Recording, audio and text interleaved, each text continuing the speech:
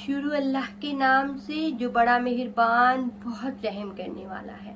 आज मैं आपसे ऐसे जिक्र अज़कार ऐसे वजीफे शेयर करूंगी कि जो दुनिया में तो आपको फ़ायदा देंगे लेकिन आखिरत में आपको इसके बहुत ज़्यादा और बड़े फ़ायदे मिलेंगे।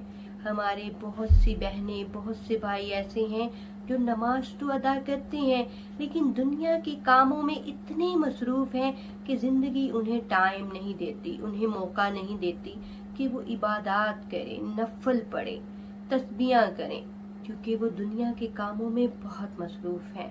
हमारी बहुत सी बहनें ऐसी हैं कि जो सारा दिन कामों में मसरूफ़ रहती हैं, अपने बच्चों को देखती हैं, अपने शोहर को देखती हैं, अपने घर वालों का ख्याल रखती हैं, नमाज तो अदा करती हैं लेकिन उन्हें इतना मौका नहीं मिलता कि वो इबादत भी करें, नफल भी पढ़ें, अपने रब का जिक्र भी करें।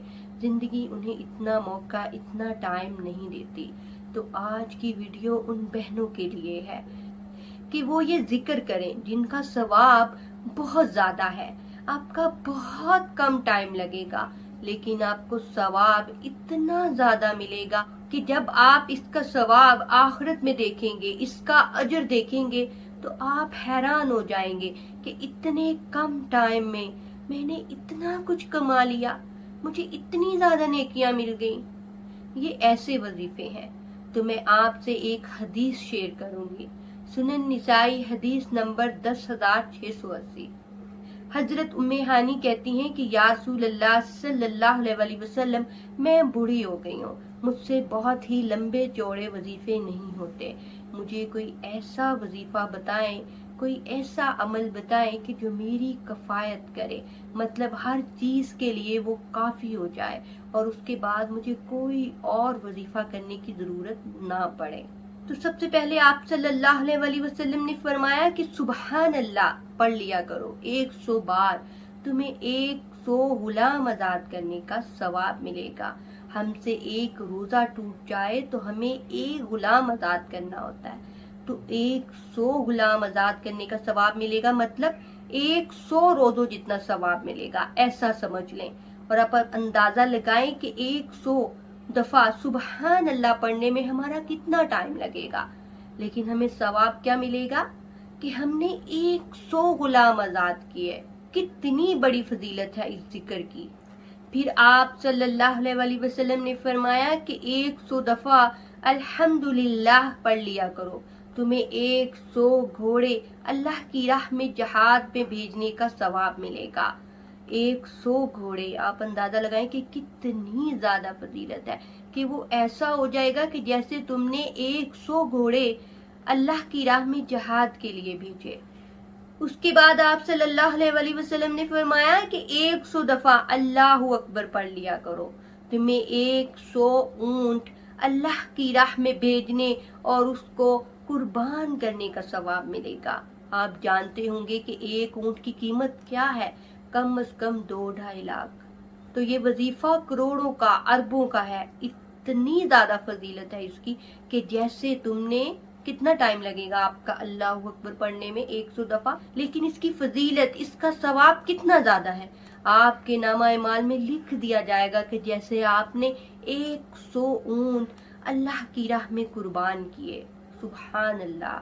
फिर उसके बाद आप सल्लल्लाहु अलैहि वसल्लम ने फरमाया कि 100 दफा ला इलाहा इल्लल्लाह पढ़ लिया करो।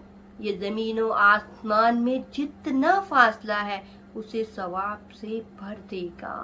कितनी बड़ी फजीलत, कितना बड़ा अजर है इसका कि जमीन और आसमान में कितना फासला है। कभी हम उसका अंदाजा लगा सकते हैं? कभी हम इस चीज का हिसाब लगा सकते हैं? कभी भी नहीं। लेकिन अल्लाह की रहमत देखें आप अपने बंदों पर, कैसे वो अपना जिक्र करने पे अपने बंदों को नवाजता है दुनिया में भी, और कैसे आखिरत में भी वो अपने बंदों को अता करेगा। तो अल्लाह ताला हम पर तो अपनी रहमत की बारिश कर रहा है अपने जिक्र से। इन जिक्र को पकड़ लें, थाम लें, इन्हें अपनी आदत बना लें, अपनी रूटीन बना लें। यकीन जानिए कि हमें ये 4 वजीफे करने में, ये 4 जिक्र करने में कितना टाइम लगेगा। गिनती के 15 से 20 मिनट, शायद ये भी ज्यादा है, इससे भी कम। لیکن ہمیں کتنی فضیلت ملے گی. جیسے ہم نے اللہ کی راہ میں 100 اونٹ قربان کر دیے، جیسے ہم نے 100 غلام آزاد کر دیے، ہم نے زمین و آسمان میں جتنا فاصلہ ہے اتنا اسے ثواب سے بھر دیا، کہ اتنا زیادہ ثواب ہے کہ ہم نے زمین و آسمان کے فاصلے کو بھی طے کر لیا، اتنی نیکیاں کما لی. تو آپ اسے اپنی زندگی کا حصہ بنا لیں اور اس میسج کو آگے پہنچائیں جیسے میں نے اسے آپ تک پہنچایا. آپ بھی اس حدیث کو سن کر آگے پہنچائیں تاکہ دوسرے لوگ بھی آپ کی وجہ سے یہ عمل کریں. جتنے لوگ یہ ویڈیو سننے کے بعد، یہ حدیث سننے کے بعد عمل کریں گے تو اس کا ثواب ملے گا ہمیں، اور اگر ہم اس کو آگے شیئر کریں گے تو اس کا ثواب آپ کو ملے گا. کوئی بھی عمل، کوئی بھی آیت آپ تک پہنچتی ہے، آپ کا کوئی اچھا عمل تو اسے دوسروں تک پہنچائیں. کوئی آیت آپ تک پہنچتی ہے تو اسے دوسروں تک پہنچائیں. کوئی حدیث آپ تک پہنچتی ہے اللہ کے نبی کی تو اسے دوسروں تک پہنچائیں. اسے سننے کے بعد، ایک کان سے سننے کے بعد دوسرے کان سے نہ نکال دیں، بلکہ ہمارا فرض بنتا ہے کہ اسے دوسروں تک پہنچانا. اللہ کا اصل حق جو ہم ادا نہیں کرتے، ہمیں سب کے حق یاد ہے لیکن ہم اللہ کا حق بھولے بیٹھے ہیں. اللہ کا حق کیا ہے؟ کہ اس کے دین کو، اس کے پیغام کو، ہمارے نبی صلی اللہ علیہ وآلہ وسلم کی حدیث کو دوسروں تک پہنچایا جائے.